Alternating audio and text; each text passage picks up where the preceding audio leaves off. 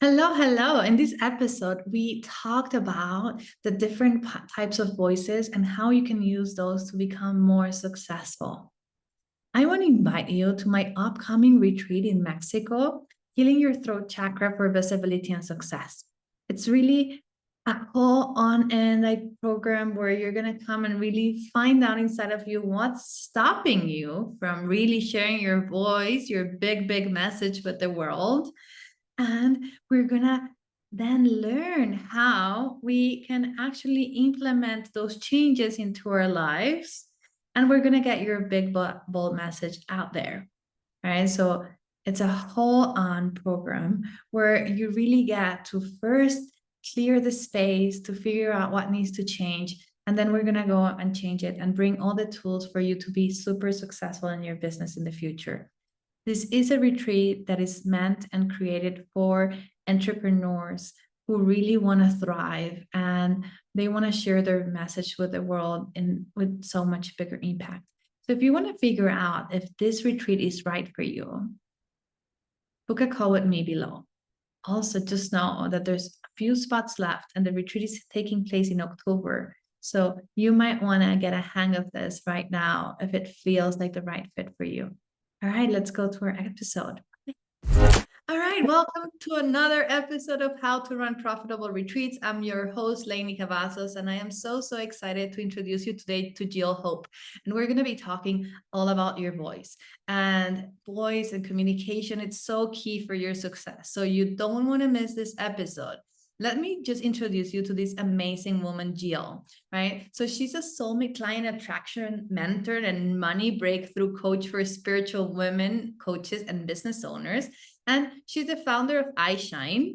And after 22 years in a corporate career, she made the leap into entrepreneurship to pursue her passion of empowering women to own and express their unique value, charge higher prices and get them, and reach a six-figure mark in their business doing purpose-based work that they love. She supports clients in doing this through her signature Love Yourself Rich process inside her soul-led business club. She also offers mentorship and up-level mastermind and BIP coaching program.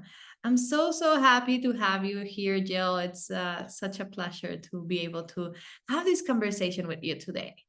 Tell us a little bit about Yes. whatever you want. Yeah. Well, first I want to thank you, Leni, because when we met, we were talking about the voices, and I just got so excited because I love talking, because you're absolutely right. Like, our voice is how we express. It's really kind of like how we express our soul. And so, but a lot of women, especially spiritual women, can be blocked in different levels of their voice. And when I say different levels, what I discovered is, and we may or may not get into it, and we don't necessarily need to, kind of how I came to this, but, I had my own kind of like breakdown before I had my breakthrough, where I discovered that I was not using my true voice and in my business. And it was really holding me back. I had a decent business. I was doing okay. I was profitable, but like, my soul wanted so much more. I had such bigger dreams for my life. And I wasn't able, at the end of the month, I could, pay for my business and like buy groceries, but like anything beyond that, I wasn't able to reach it. And so what I discovered is that not only do we have a voice, which we all know, right? But there are actually 5 key voices that you are in a relationship within yourself. And so I help women to kind of like get in touch with those 5 voices and then create a more empowered relationship with them. And when you do, you soar because you're fully aligned and connected with your purpose. Okay, I'm so excited to dive deep into this conversation because yes, and I want to bring this to everyone who's listening to this podcast episode. First of all, we all have something with our throat chakra. Yeah. Let's just get it out there. Like, there's no one who's well, maybe a couple of people in the world, but in general, there's no one who has fully healed any chakra. Okay. because the way it kind of works, it's like layers. So you unpeel, it's like an onion, right? You unpeel, you take one peel of the onion out, and then the next one comes forward, and then the next one comes forward. So if you ever felt that, oh my gosh, I just did all this work with my voice or with my sacral chakra or my whatever, root chakra, and now another thing has come into place, it's because you're kind of basically cleaning house. And you cannot clean your house all at once. Like you start cleaning and then it becomes very messy, and then you start pulling things out, and then more things keep coming and showing up. It kind of works that way. So I just want everyone who's listening to this that it is very rare for someone to fully, truly heal their chakras or trauma or anything like to a fullest level. It's a progress. It's something that we have to do with time, that we have to go through in life. And that's why we want to keep doing this work, and we want to keep learning about different ways and how we can actually make the journey easier. Because even though we cannot heal everything at once, we can make the journey easier. We can make it easier if we have knowledge, understanding, if we have certain practices. So like we have the tools in order for us to like go through it just in an easier, more subtle, more loving way.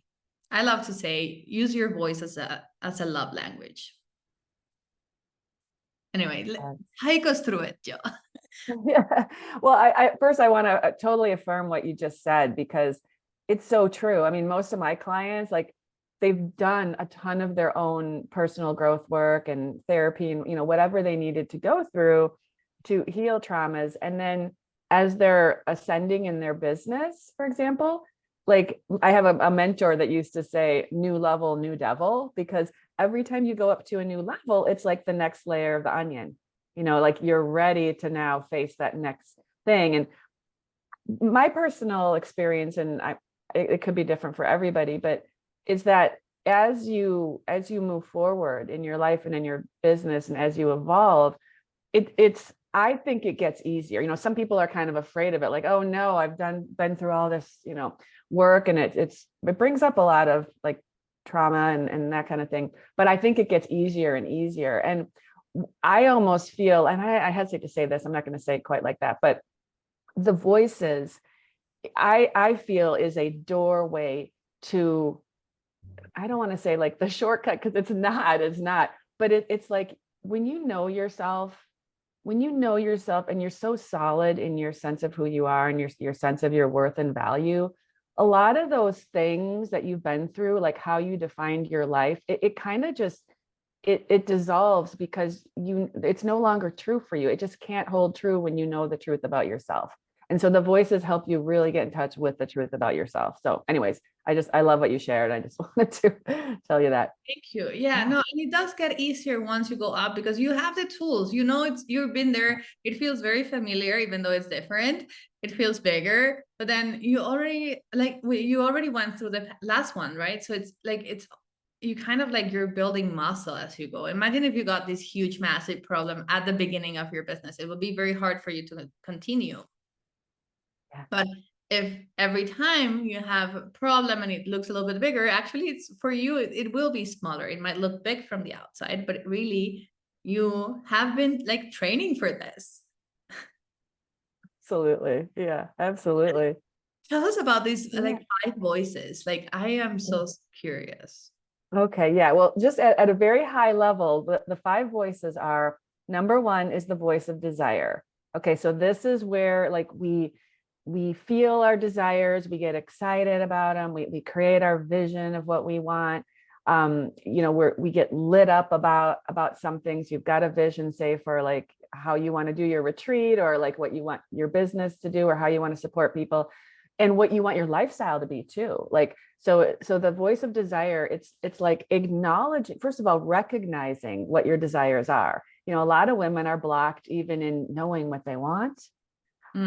So like that is a part of the block with that voice. But then if you know what you want, there's another level of a block, which is around, are you giving yourself permission to have it? Like, are you letting your life get that good? And a lot of people get limited because, as you start moving up and creating more in your life and a bigger life, there you put a limit on how much you can have, how much good you can allow in. So that is all the voice of desire. So I that's the used first to have one. that, by the way, like the cap.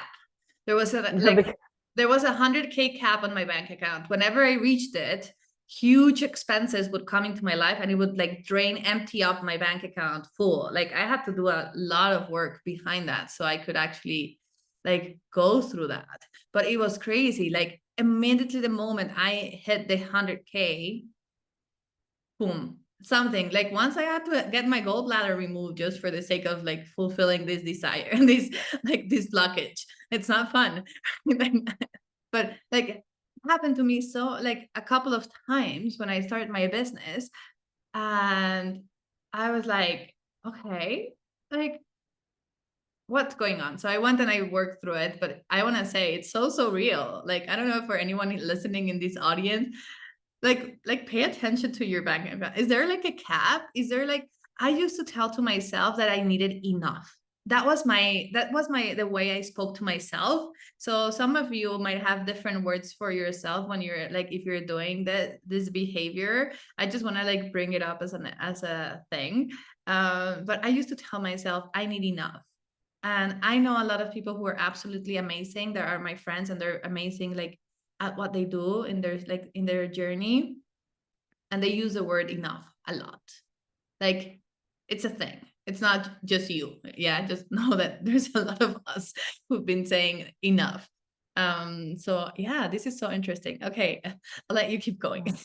Yeah, yeah. Well, and I'm so glad you shared that, because that is exactly, and that's a perfect example of what it looks like, is that type of a limit. And yes, the enough thing, oh my gosh. I mean, that's how the reason why so many people have that, at least what I've seen, is that's how we're conditioned. We're conditioned that, as long as you have enough, you're fine. And we're even given a negative message about like it's not okay to want more than enough, or to have like an overflow, like that's not supposed to be okay. And so if you have any of that conditioning in you that that's not okay, but you have a desire that you want more, there's a disconnect, there's a misalignment, there's a values conflict. And so that puts a block on your ability to have it right there. So we need to like clean up that values conflict, and that's related to how you connect with your voice of desire. And when you can get empowered with that voice fully, then you can let go of those blocks. So that's a great example that you shared there, Leni. No, I love this. And yes, it's so true. Like we can go and I love money, right? Like, and I went and I did this work because I knew inside of me that I wanted to be rich. Like it's like a thing. Like I love flying business class and first class and just going to nice hotels and like taking like taxis or like private drivers to places or Ubers or whatever, not taking the bus like or the metro when I'm in Europe. Like that's what I like. I enjoy it. Like it gives me pleasure, right? So I know that's what I desire. And it was in conflict. And there's so many times where, like, yes, we are told, or we even tell ourselves that story, right? Like, well, if you have a lot of money, like people who have a lot of money are greedy or they're bad or whatnot. So I love this because this is one of the biggest things that we work inside of my programs as well. Like what's happening with your money mindset. And my programs are about retreats, but if we don't unblock the money mindset, then like it's so hard for people to actually be able to like make the money that they desire, that they deserve, that like their work is worth. So okay. Yeah, Wow. yeah, Hey, yeah, I can't wait for the yeah. next 4. So good. Okay. Yeah. So the next voice is the voice of intuition. And this is that wisdom, that inner wisdom that we all have. We all have access to that. Some people are like, well, I'm not intuitive, Jill. And I'm like, everybody's intuitive. But if you were not, this is a conditioning thing too, because what happens when we're children is, for the most part, we are taught and told that someone outside of you knows more than you know about yourself, right? First, it's like the parents, and then it's the teachers, and then it's the, like, if you're religious or whatever, like the clergy, or we get this messaging. And then even when you're an adult in a job, like the boss, right? Hmm. And so all of that all those layers over those years, has you lose touch with the voice that's inside of you that truly knows what's best for you. And so, and that's what the voice of intuition is. It's that inner wisdom that knows what is for you. And that voice is aligned with your purpose. And it's always whispering to you, like, and nudging you the direction to go, to live out your purpose, your most purposeful path, the one that brings you the most joy. And one of the things I think is so interesting is that, yeah, I work with spiritual women entrepreneurs and coaches. And so when I say that, like, they know about the intuition, they even hear their intuitive voice, like they kind of accept that, yeah, I'm intuitive. But the problem is, and that's probably, you know, a lot of people listening may be in that same place. The problem is, you may be hearing it. Are you trusting it enough to take action on it?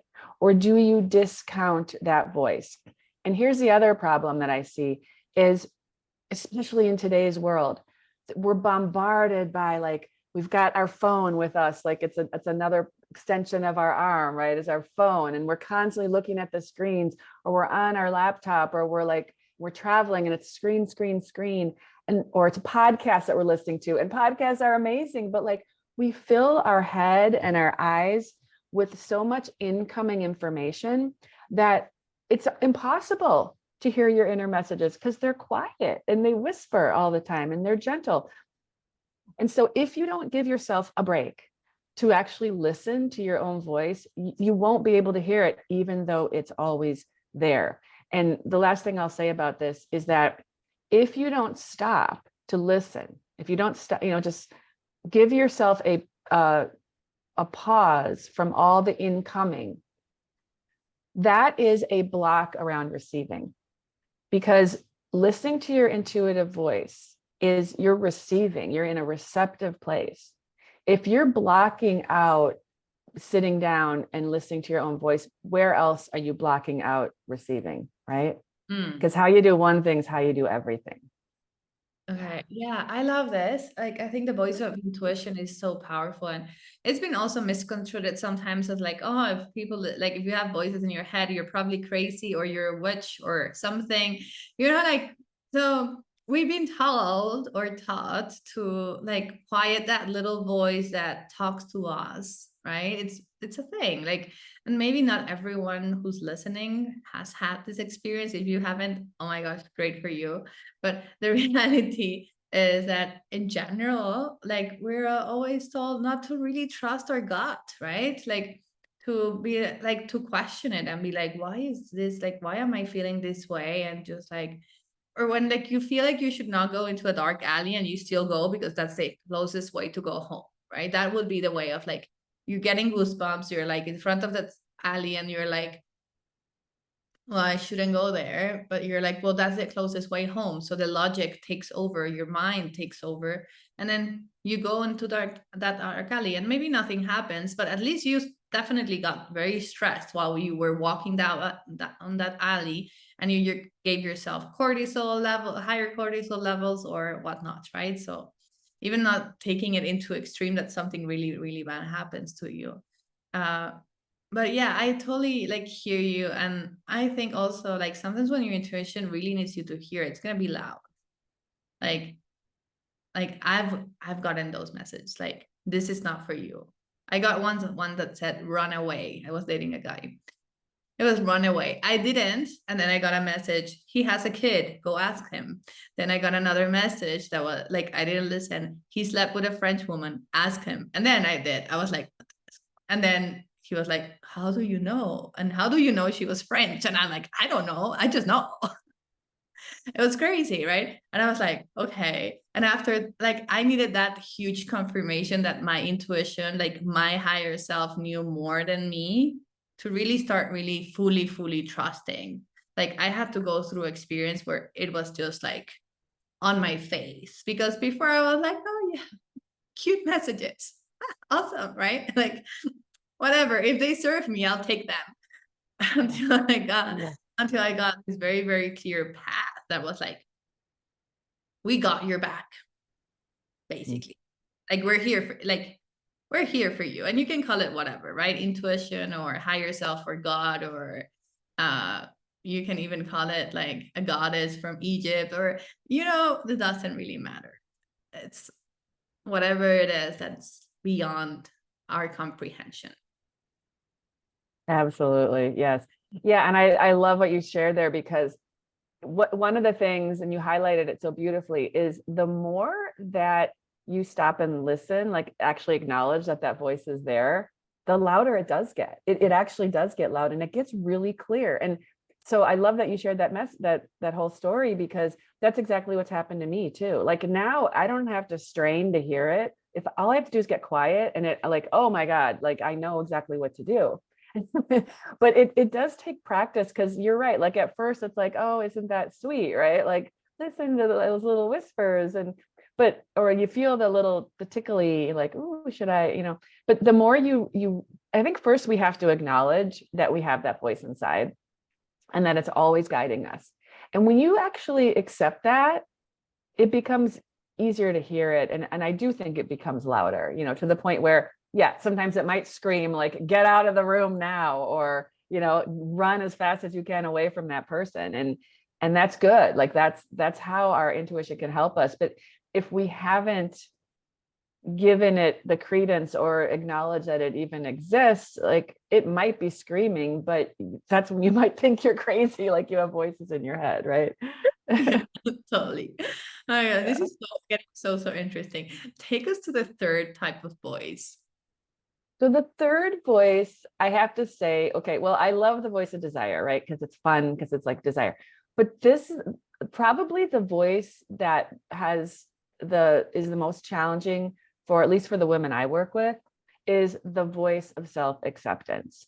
And this is all about owning your value, owning your expertise, owning your own inner authority. It's like owning yourself, and my clients laugh, because I'm always saying, like, you just have to own it, like, but it is this level of like accepting, like, I am good enough. I am good enough to do this thing.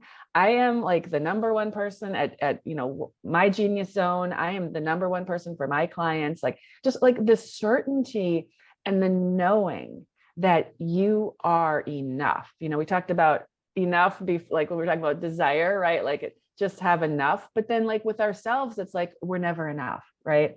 We're just never enough. And that's, first of all, it's a scarcity mindset, because God doesn't make anyone to not be enough. And the other thing, one of the fun things I kind of stumbled upon not that long ago, actually, is I had a sort of, my own come to Jesus moment with my own value, I don't know, like 9 months or so ago. And it caught me by surprise. And I thought, oh my gosh, are you serious, Jill? Have you really not gotten past this issue? Like, I thought I was all cleaned up around owning my value. And like, to your point, like, no, it keeps coming back around as you grow and evolve. So once again, I got slapped down by, like, I realized I was devaluing and undervaluing myself. And so I had this realization. I actually made a YouTube video about it. So if anyone goes to my channel, you'll be able to find it. But I realized that there's no value scale. Like, there's not a scale out there that says this person's more valuable, this person's less valuable, because value is not based on your performance. It's not based on how much money you make. It's not based on like what a good girl you are and if you follow all the rules. It's not based on like the amount of productivity, what you produce or what your performance is. It has like the person that, and this might be controversial, but the person down the street, hopefully you don't have a murderer down the street, but like, I was going to say, the person down the street that like murdered someone and they're in jail right now, they have as much value as you. Like, you realize that is what you do. The choices in your life have nothing to do with your value. Your value is like, it's inherent. Choices are a completely different thing. You make a bad choice, there will be a consequence, right? But that doesn't have anything to do with your value as a human being. Oh my God, I have something to share here that just like gave me so much goosebumps. So like, I know you were in the corporate world, I was in the corporate world, so we understand this topic, but for anyone like who's listening, maybe you had a job office. And I think this example will make sense.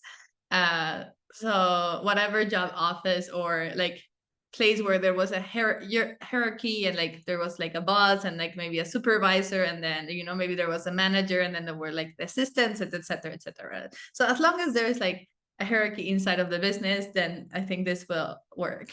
Like when you go into the office and it's like maybe time for promotions and whatnot, and you've been like waiting to see what's gonna happen. Usually they do have to have a tendency to happen in a certain period of time because of like budget approvals and whatnot, right? So it's kind of like the season of like people getting promotions in general, kind of tends to go that way.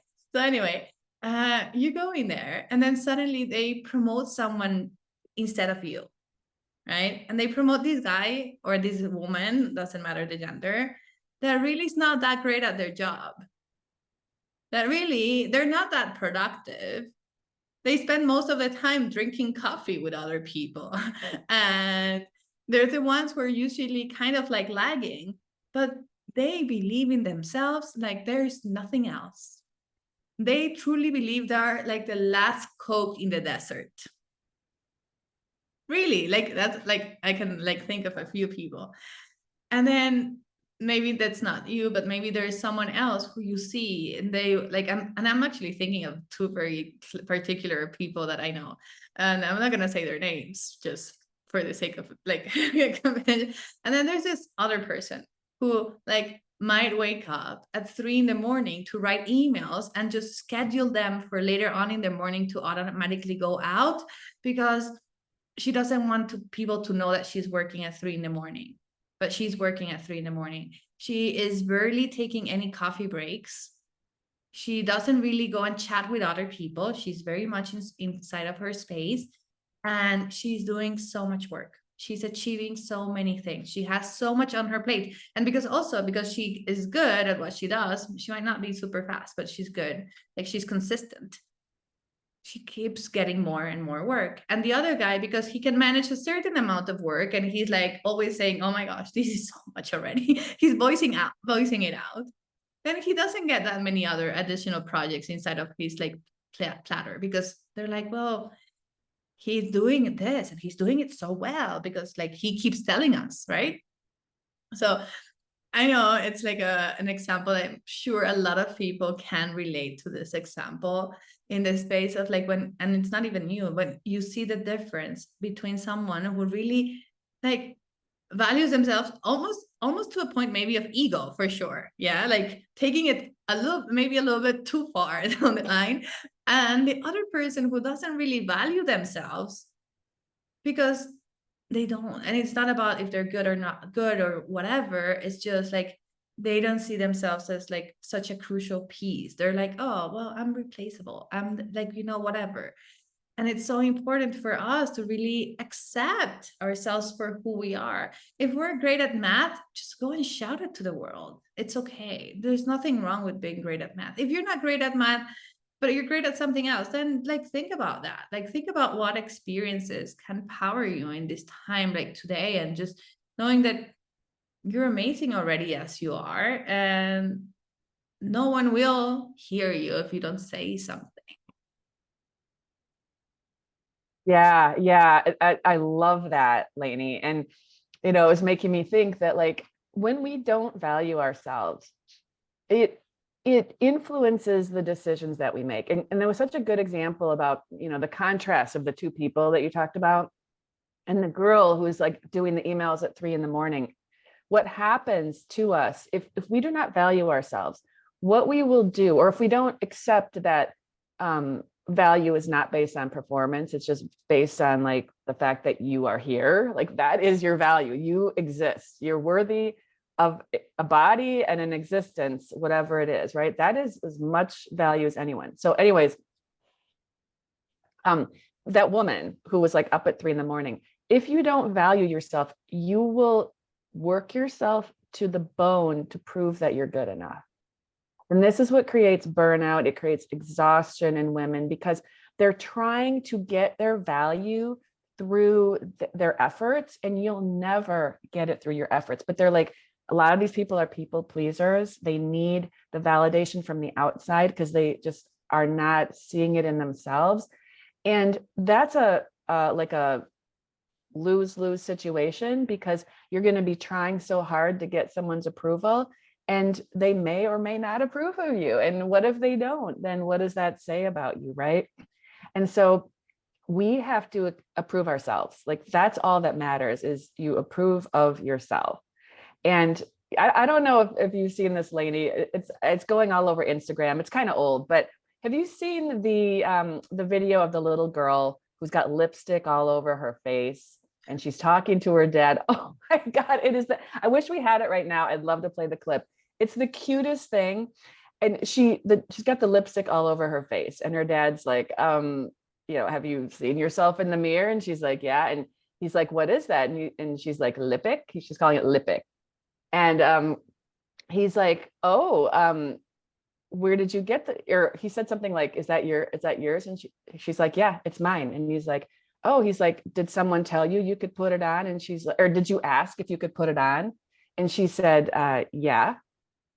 And he said, oh, you did? Who did you ask? And she said, I asked myself. And I just love that, because I'm like, yes, girl, that's you approve of yourself. You ask yourself, and then you say, yeah, you're good enough. Go do it. Just do it, own it. And that's what I think we all can do. We can all learn from that little girl and like just give ourselves permission. But it does require that you realize that, hey, I'm good enough. And just because someone's out there like doing what you talked about, like the guy who's whatever, be that. You could be that too. You just have to claim it. Like, this is who I am now, and then go and do it. And you will make different choices from that place than you do if you think you have to earn the validation outside of you. Yeah, I love this. Okay, I'm gonna definitely, please send me that clip. I want to watch it. Yeah, okay, I love this. Yeah, I think this is so important. And you really touch something that is very, very important. Like, the person who gives you permission to be you and to value yourself and to self-worth and whatever, it's you. As long as you keep seeking for validation outside, you're never gonna get the validation that you're looking for. It's not going to be in the level that you're expecting it to be, or that you maybe say, well, if they say this, then I am worthy enough, or whatever, right? Like, it's never going to be that. There's always going to be a but in the conversation, every single time. And it's not the other person's fault either. It's not. It's just the way they are. But you will go into this space, and until you don't realize, you're the one who chooses if you want to be rich, if you want to be an entrepreneur, if you want to be this, if you want to be that. You're the one who has to make that decision. As long as other people are making those decisions for you, or you're like putting the value or the weight on the decision on other people, you're not really being very independent to begin with, right? Like, and you will never really believe, not even think, believe that it's you who made it happen, even if you do all the work. But because other people were validating you, then you will think, oh, because of them, I am this today. And oh my gosh, what a horrible way to feel. What a horrible way to feel. Because you never like feel like it was you.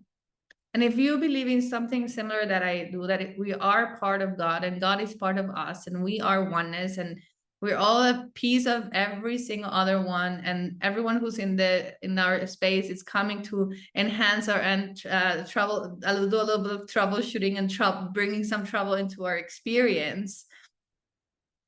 You know that everyone around you, they're just there to support you, but in a way where you actually get to grow. And at the same time, because you're part of God and God is part of you, you get to create whatever you desire in your life. Like, it's your birthright. It's a non-negotiable. You already have that wisdom inside of you. Anyway. All right. Yeah. Let's go to number 4, because like, I am just like so thrilled. I know we could spend so much time here talking about like all the different ways and how this could like look at it like in like people's world. Yeah.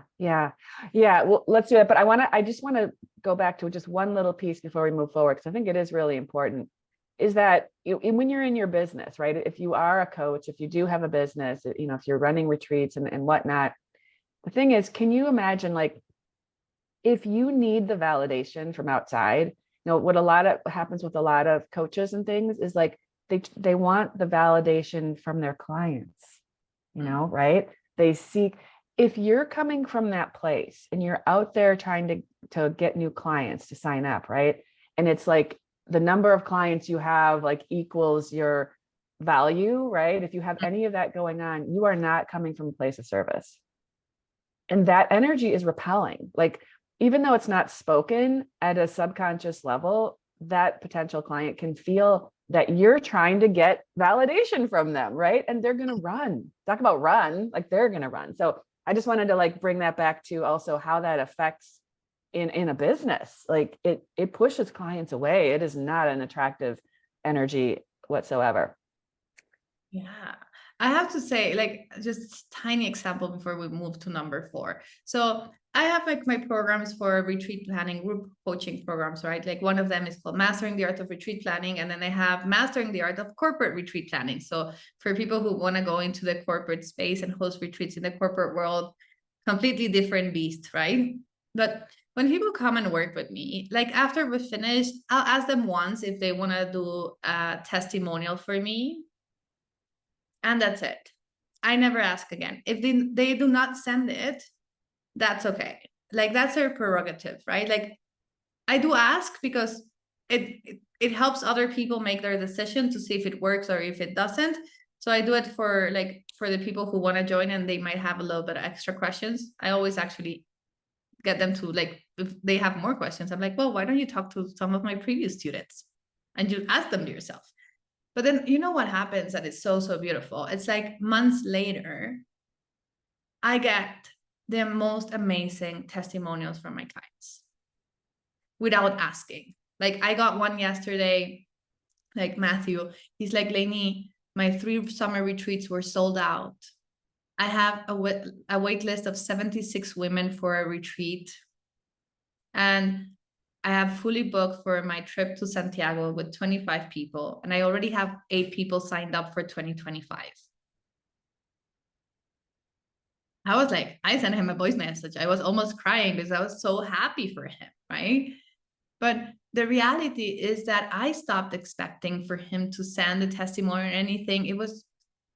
He just said, like, Leni, I just want to tell you, your system works.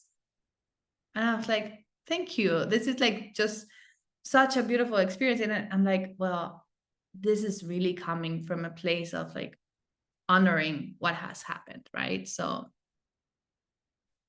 anyway. Yeah, that's beautiful. That's beautiful. Yeah. So we get Yeah. to show up and then like people will come back and like be grateful to you. You don't have to be seeking for it, right? You don't have to be like, do you like me? Do you like me? If they like you, they're going to tell you. Yeah. Yeah. If they know how to Yeah. communicate anyway. Hopefully you're hanging around people who likes to learn how to communicate. Right, exactly. Yes.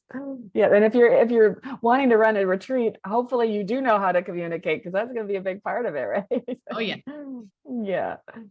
Well, so the next voice, if we move into that, is the voice of trust. And sometimes I don't even really consider this a voice, because the voice of trust, it runs through all the other 4 voices. Because like with desire, for example, excuse me, you have to trust the desires that are handed to you, from God into your heart. Like you have to actually have a level of trust to be able to accept your desires and then give yourself permission to like go out and create that. You have to have a level of trust with the voice of intuition, that you're hearing your inner voice, that that if you take action on it, that everything's going to be okay, and you've got to have a level of trust there. With the value, you've got to trust that just being born is enough. Like that's enough. You have to have a level of trust with that. Okay. So the trust weaves through, but just to speak on it for just a brief moment, excuse me, the voice of trust is all about, it's twofold. So it's trusting, it's having a level of trust in yourself. It's like it's like believing yourself. It's like believing in yourself, believing in your dreams more than you believe in your fears, right? It's like doubling down on your dream. Because like we all have faith, right? You either have faith in your fear, or you have faith in your vision, right? It's like one or the other. And your decisions come from whatever your faith is. If you have faith in fear, you're going to make decisions based on fear and scarcity. If you have faith in your dreams, you're going to make decisions based on abundance and your vision, right?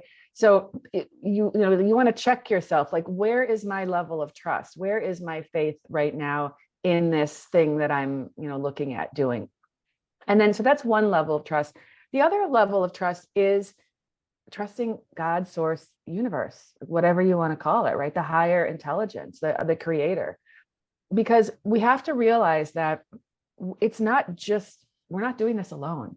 Like, we're never doing it alone. There is a higher mind. There is a creator who is there helping to, put the pieces together for you to like create based on your vision. And so we have to trust that that's there, even though we never see it. Like, you'll see evidence of it, but like, we don't get to see, like, we have to believe. That's where trust comes in. It's like leaning into it and knowing. And what I have found in my life, and I don't know about you, Leni, but like, the more that I trust that there is this source that will put the pieces together that I can't do myself, the more I see it happen. It's like crazy. Oh yeah. I totally like hear you. I was one day, I was like, okay, so I was talking about my story and like how I got to building my own business and leaving the corporate world. I did love my super quotes here, safe 9-to-5 job. It was amazing. It was a great job. I got to do amazing things. Like, it was crazy. So I got to do it, right? And then when I was telling my story one day and they asked me like, okay, so like what happened? Like, what was the thing that made this difference in between, like, you being there, not knowing what to do, and then like actually knowing what to do and doing it? And I was like, it just came from inside of me. My intuition spoke for me, right? It was like, then I decided to trust. I just decided to trust that whatever my path was going to be, I would just start taking steps forward, and that all the pieces will start aligning. When I started when I decided that I wanted to like really focus on retreats, because I was doing consulting for conscious agencies and like really in the whole marketing space. So I was helping a little bit with retreats, but really my main focus for my clients was building like online courses and getting them ready to like show up in the world, right? So it's very similar to what I do now. And the moment I decided to trust, I got hired to host a retreat for Jill Dispenza in Mexico for 72 people. Like, I mean, what else can you ask us prove that you are on the right path when you're like, I'm going to trust. And then these opportunities start falling under your feet.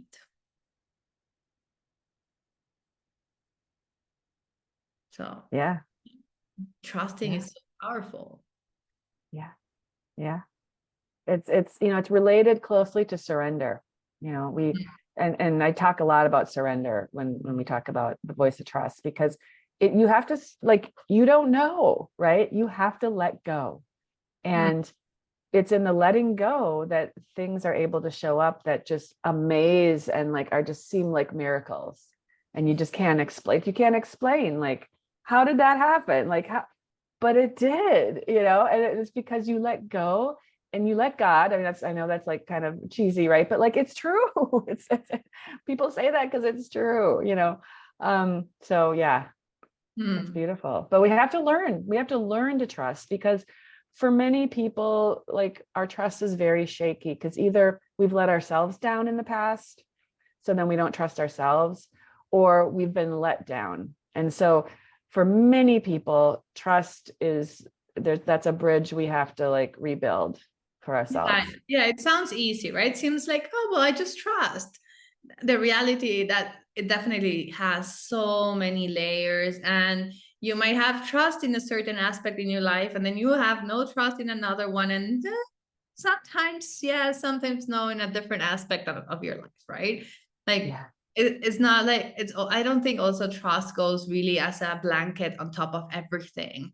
Like, yes, there's a point where you can just trust everything, but in general, it's very like there's like all this like, do you trust your like relationships? You know, do you trust men? Like, there's so many different layers into it.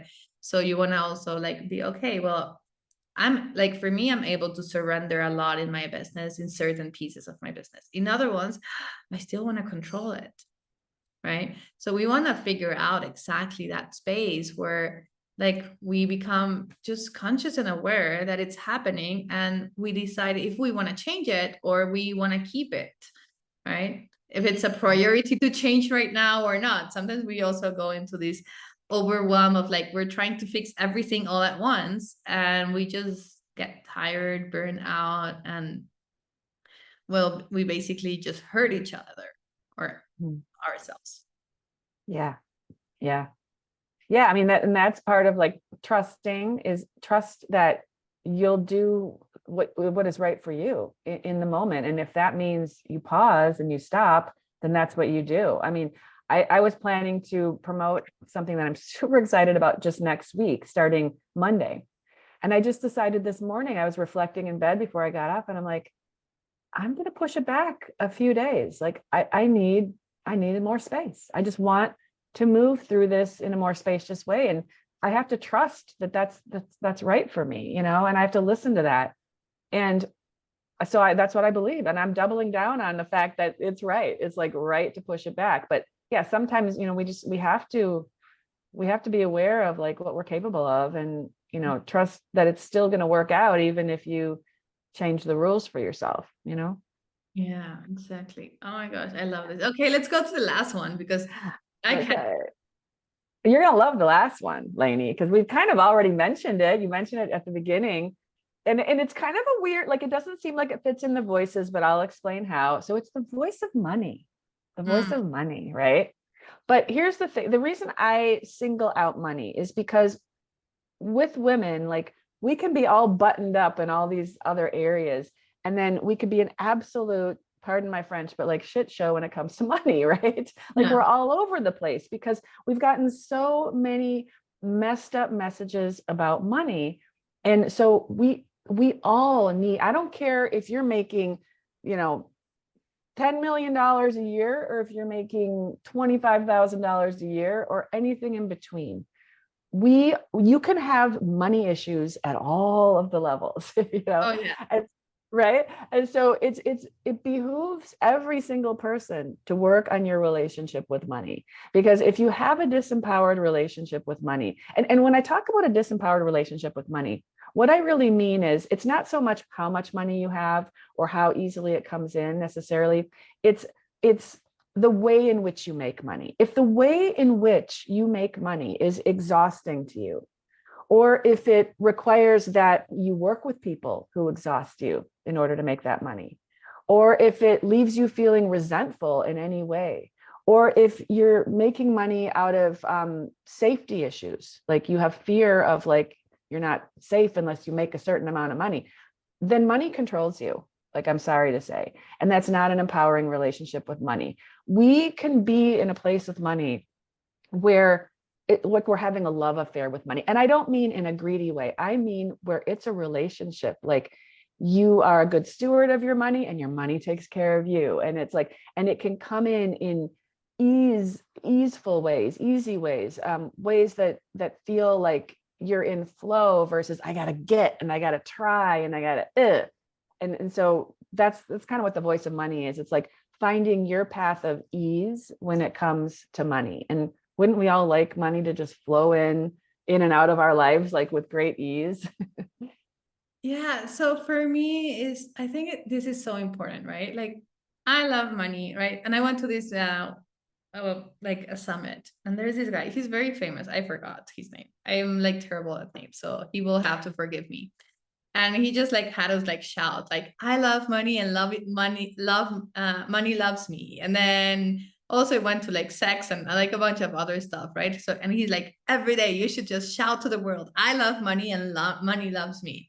I think it's very, very important to just start bringing on that kind of like mentality. And like, this is an easy way. Of course, there's like so much more going on underlying than that. But if we're like kind of like, in a way, bypassing the other thoughts, like when, you know, when you have a thought about like scarcity, you're like, oh, I want to be rich.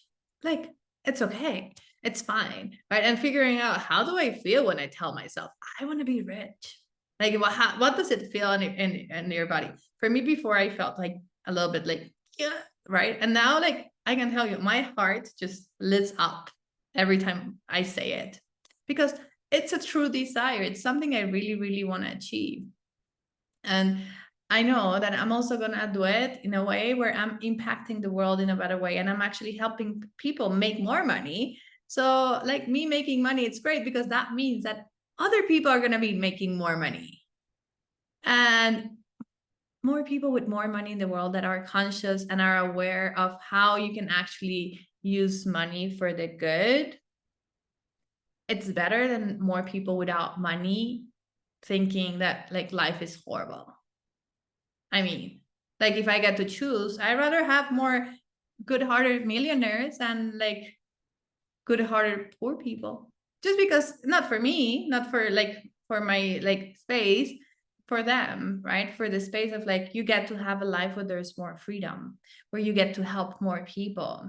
If I didn't have like a financial stability and space for me to create more and all this kind of pieces inside of my business, I would not be able to help people when I felt like it, right? I would be thinking, well, he's taking away from me. If I give this person, then I'll have less. Or if I take from them, they'll have less, right? All this limiting beliefs that come through us with money that are like so huge.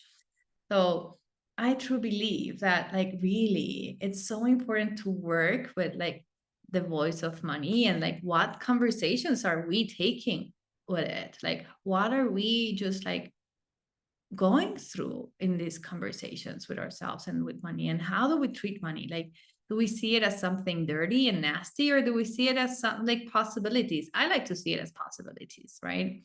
Like, it gives me so many options of like so many things that I can do.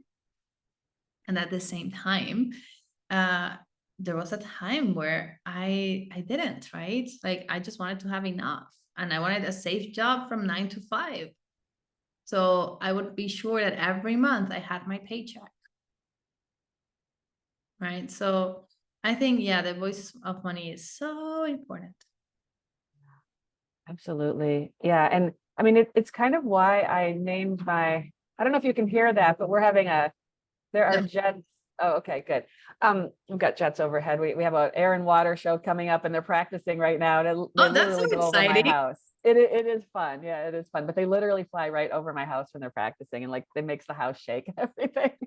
But yeah, I mean, the whole reason I named my framework Love Yourself Rich is because like I fully believe that if we all truly could embody all of these voices, like fully connected within ourselves, that you would have like there would be such an overabundance of overflowing money in your life.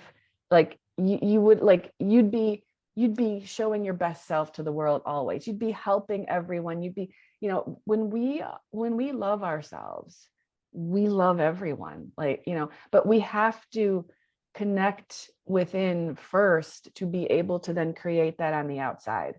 Last night I have a group that I coach, and this one of the participants in the group, she was talking about how you know, because she's struggling to really know like what does she want. So she's stuck a little bit in the voice of desire. And so I said, well, like what, like if you tune in, and I had her do a process to tune into her heart, and I'm like, what do you want? And the first thing she said was, I want to help the world. I want to change the world. And I said, you know, that is great. Like that's amazing, right? But the thing is, to change the world, we start with our world. You must start with your world, right?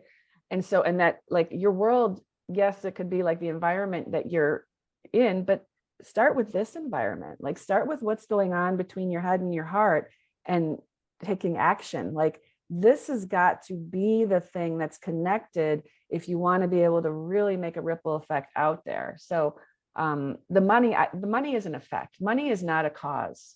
Money is not a cause of creating anything in your life. Money is simply an effect of you being who you are meant to be in this world. I firmly believe that. Yeah, and I think I want to like add something into like the whole energy of money. I really like to talking about money and like abundance, and like is one of my biggest passions because, well, you go, you learn what you really, really need, right? So that's what I had to do. So Yeah, like, we're yeah. not gonna like, I'm not gonna sugarcoat it here and be like, oh, I thought it was a great business opportunity to learn about money and mindset. Like, no, this was coming from a deep-seated place of like me realizing like, oh my gosh, I'm in trouble. Like I am in trouble. Like even with my corporate job where I was making very, very good money. And before that, I was like always spending all my money on travels. And I justified it from a space of like, well, I rather travel than do anything else. And I don't regret it, but I know I could have taken different directions in my life as well. Right? I could have generated more money. Or you know what I mean? So I could still take the travels and do that. It's not just about like, oh, I'm gonna shorten my travels. It's about like, oh, possibilities on how can I actually have that and all the other things that I also desire, right? So I really went into the space of like really going deep into the space of like money mindset and abundance and like how does it work? Because it's so like I think it's so important for us, all of us. It's really a foundational piece. And what I really found in there is that the reality is that money is not the thing that measures if you're a good person or a bad person. And this is a really important message for me to share. Like it is from like I took a course, a training course from like Kathy Heller. So she's the one who said this. It's not my words, but I think it works perfectly. So basically, she said, if you go and you write it down a list of rich people who are good, you can fill up a page. If you go down and write a list of one page of rich people who are bad people, you can fill up a list. If you go and you write a list of people who have no money but are good people, you can. And then you can do the same with people who have no money and they're bad people. See, money is not it's not in the equation. That's not the thing that makes you good or bad. It's just a fact. It's a thing. It's a energetic representation of who you are in this world today. It does not make you good or bad. So I really think this message is so, so important for everyone listening out there. If it resonates with you, oh my gosh, please take it and like make it your own. Because at the end of the day, if we keep blaming money on if we're good or we're bad, or if that how money is going to change us, and yes, money will change certain things, but if you're conscious about it, you can make sure that like it works out in for your best interest. When you do that, like then you will know that like you're better off having money. Yeah, I mean, one of the things that I learned about money and having money is money just magnifies who you already are, you know? So, a lot of people are afraid they'll get greedy or they'll get, whatever. If you're not that way now, money's not going to make you be that way. It's going to magnify who you really are. So, and most of the people I work with, well, all of them actually they're heart-centered, they're spiritual people, and they're like worried about, oh, what if it makes me greedy? And it's like, if you're even asking the question, will this make me a bad person? You're conscious enough and a loving enough person that it's not going to make you a bad people. The people that might fill the list of like bad people who have money, they're not thinking, is this making me greedy? They don't care. Yeah. They're not asking that question, right? If you're asking, it's not going to happen. Oh my gosh, so true. Like really, really so, so true. Like I can like this is so good. Like it is 100% true. Like if you're aware and you're conscious about something and you're scared that you'll become that, it's so much easier for you not to become that just because you already like you can already see it. The problem is when you don't see something, right? When you can't see it, that's really when it becomes more like complicated. Like I work on my self-awareness like every single day. Like, how do I feel? How does this feel? Why is my brain kicking into this space and just trying to like take over everything else, right? Like, why am I feeling this way? How could I like just like bring more joy? Like all these different pieces. And it's just so important for all of us to really like find this, right? So I want to share a mini story about like retreats, because I know everyone in this audience has either hosted retreats or is wanting to host retreats, or maybe even attending retreats to just see how it feels.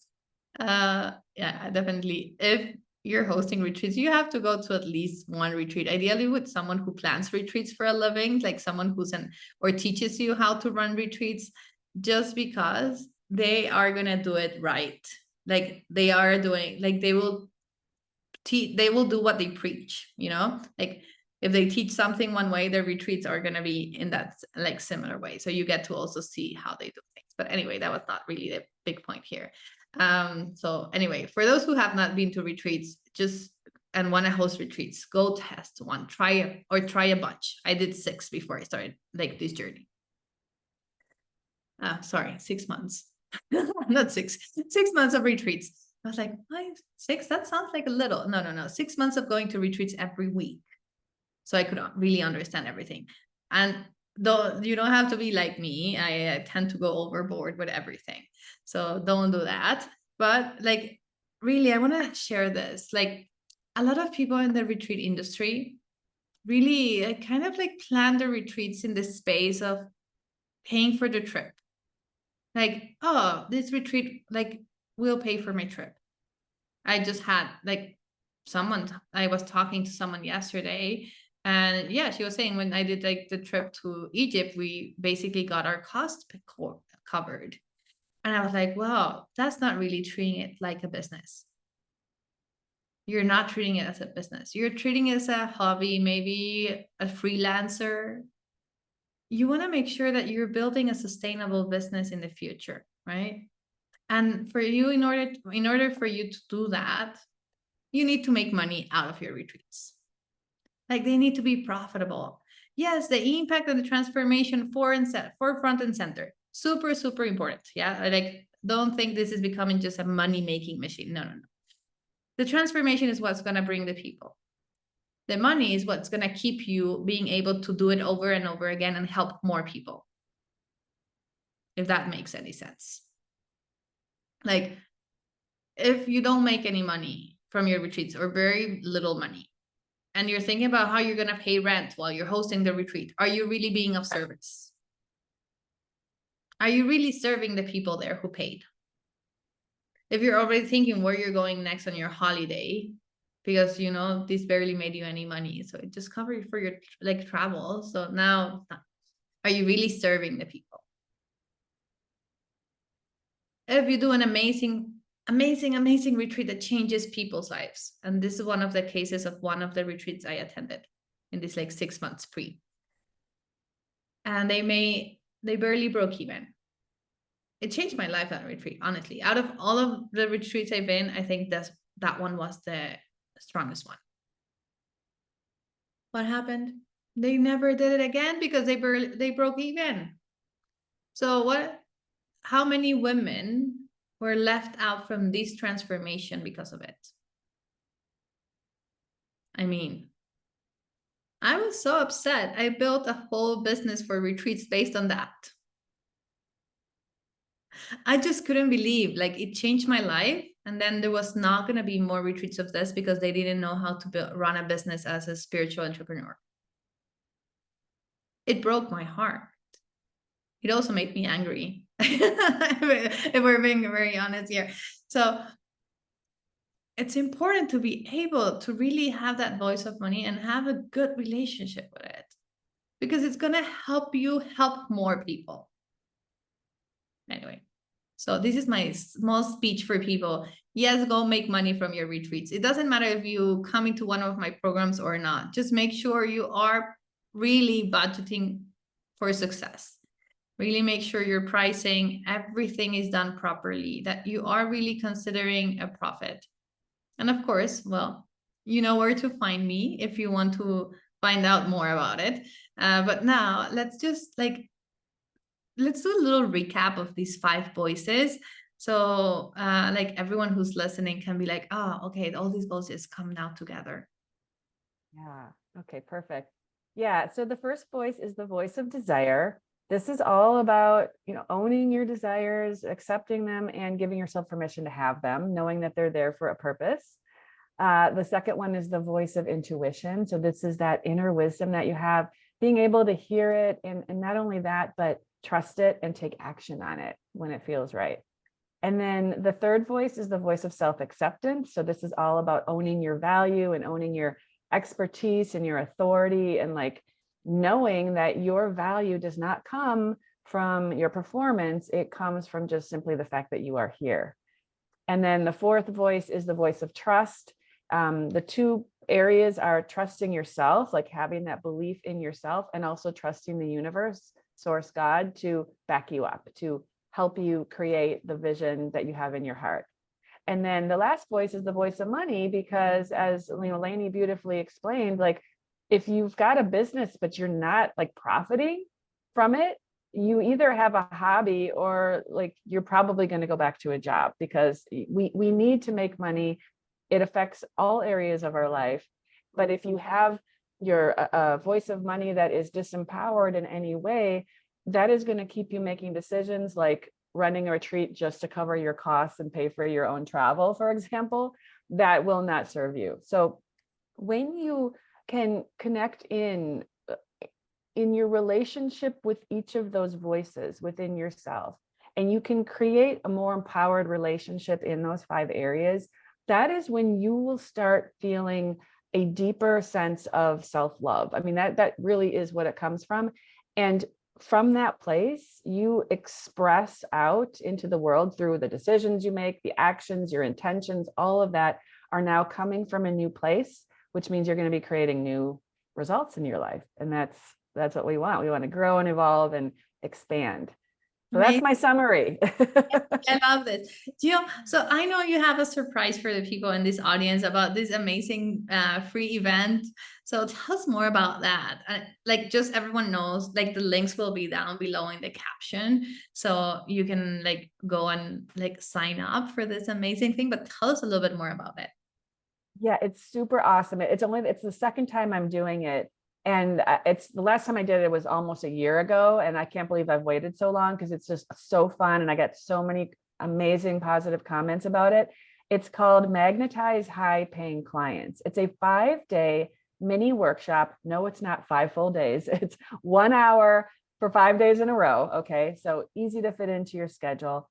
And what we cover 5 different areas in each of the 5 days. So the first day we are talking about igniting your inner money magic. So some of the stuff we're talking about with the money voice is what we're going to be looking at on that first day. We're helping you get aligned within so that you can attract the ideal clients and the income that you ultimately want, that your voice of desire wants to claim for you, right? So we do that on day 1. Day 2, it's all about discovering your millionaire mindset. And I love this day because I talk about the differences between having a middle class mindset and a millionaire mindset. And some of the things that you'll discover are kind of shocking related to these 2 mindsets.